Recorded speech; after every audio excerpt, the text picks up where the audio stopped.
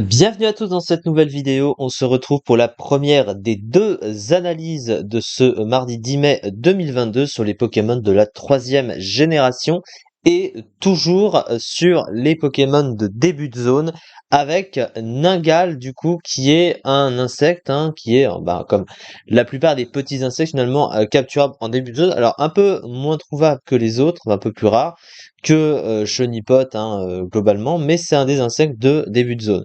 Et il évolue de deux manières. Il évolue soit en Ninjask, soit en Munja.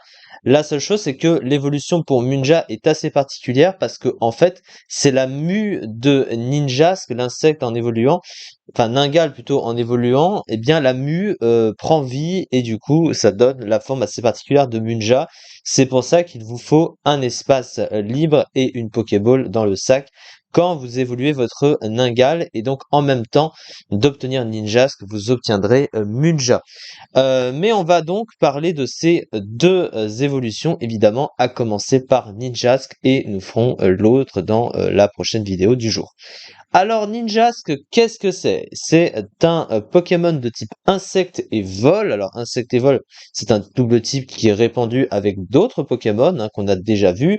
Il y en a plusieurs d'ailleurs, il y a Apiren, Papillord, un sécateur, etc. etc. Mégascarabrute aussi. Insecte vol, c'est un type qui est assez mauvais défensivement déjà parce que il possède des faiblesses extrêmement gênantes. Il a la double faiblesse au piège de roc, évidemment. Quatre faiblesses très gênantes à côté, au type électrique, feu, vol et glace. Il y a notamment une des trois faiblesses, un des trois types super efficaces sur le type acier. Il possède en contrepartie quand même une immunité au type sol, qui est quand même assez pratique.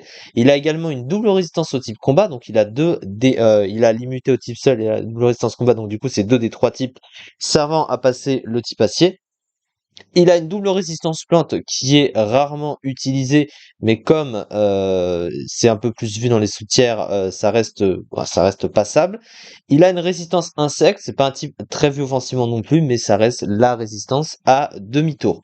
Toutefois, malgré ce stock de résistance, à côté de ce double type possédant de nombreuses faiblesses, il a pas du tout le rôle d'un Pokémon défensif pour même tanker des types résistés, comme on peut le voir et comme on le verra avec les statistiques. Alors par contre, offensivement, Insect Vol, c'est pas si mauvais que ça. Il n'y a pas beaucoup de Pokémon qui résistent au combo, 77 dans le jeu, mais cela va sans dire, il y a quand même le type acier qui résiste au double stab, et comme c'est le type défensif par excellence tout le temps présent dans une team, eh bien il suffit d'un type acier pour bloquer ses stabs, et donc de le rendre moins bon offensivement. Au niveau de ses talents, il possède deux excellents talents, ce Pokémon. Infiltration pour commencer, c'est un talent qui permet d'ignorer les clones et aussi les murs posés par l'adversaire, les écrans, donc mur, lumière, protection. Et donc du coup, ça permet que quand il se booste ou quand il veut taper derrière avec ça, d'ignorer si l'adversaire s'est mis des écrans pour se protéger et donc de booster ses défenses. Donc voilà, il pourra le faire autant qu'il veut, ça ne changera rien. Donc pour un Pokémon plutôt offensif, c'est assez pratique à ce niveau-là parce que ça lui permet de pouvoir taper sans qu'il y ait de dégâts réduits. Surtout que comme c'est pas un Pokémon très bon niveau statistique, ça permet de le rendre un petit peu moins pire.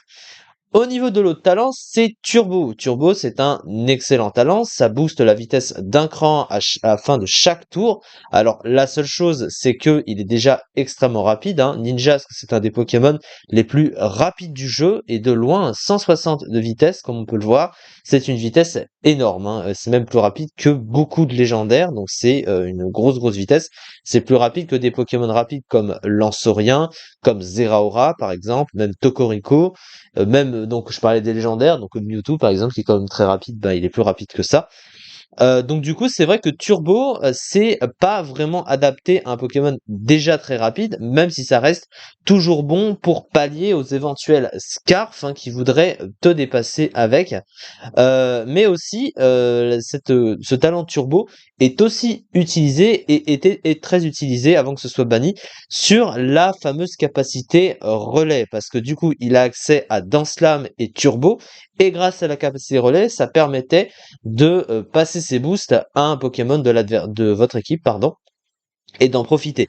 Mais cette capacité ayant été bannie à multiples reprises, eh bien l'utilisation du Pokémon est rendue presque inexistante, clairement.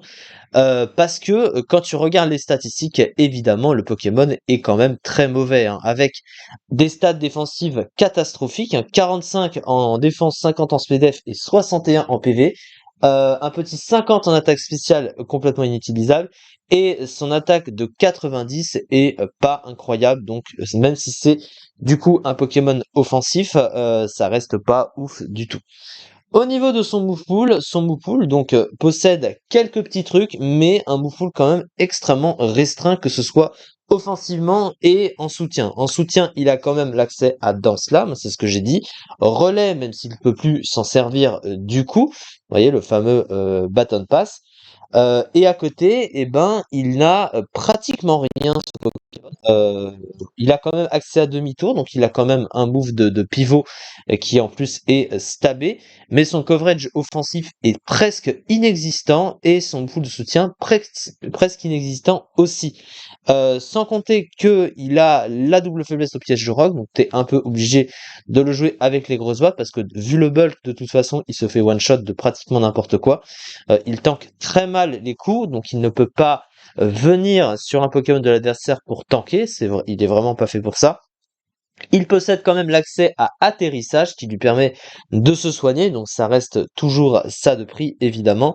L'accès à anti-brume aussi pour retirer les entry hasard du terrain, mais il y a de meilleurs utilisateurs d'anti-brume que ça évidemment. Donc la concurrence hein, avec d'autres Pokémon de type vol est évidemment faite, avec d'autres Pokémon de type insecte aussi, et donc du coup malheureusement c'est un Pokémon qui est très bas dans les tiers sans vraiment de surprise. La fiche stratégique, la vitesse la plus élevée du tiers, mais on parle du PU évidemment, un tiers où les Pokémon sont moins bons. De bons talents, une bonne attaque, des doubles résistances utiles au type combat et plante qui lui permettra d'encaisser aisément les attaques prioritaires avec comme Glisserbe, Onvide ou Mach Punch, mais il est quand même très peu bulky, donc il a quand même du mal à les tanker. Donc une grosse attaque très puissante, même résister, peut lui faire mal, voire presque le one-shot. Mauvaise défense et faible PV, double type médiocre sur le plan défensif, occasionnant 50% de vie perdue sur les pièges de roc ou full offensif très pauvre. Ce Pokémon est donc très bas classé, il est en PU du coup, c'est ce qu'on a dit, et du coup la 71e place seulement du PU, 1,8%. Donc c'est très bas évidemment, mais voilà, on s'en doutait un petit peu. C'est ça du coup pour cette vidéo. On se retrouve pour la prochaine analyse du jour sur les Pokémon de la 3e génération. Du coup, on fera l'autre forme évoluée, Munja. Merci beaucoup et à très vite. Merci de m'avoir suivi.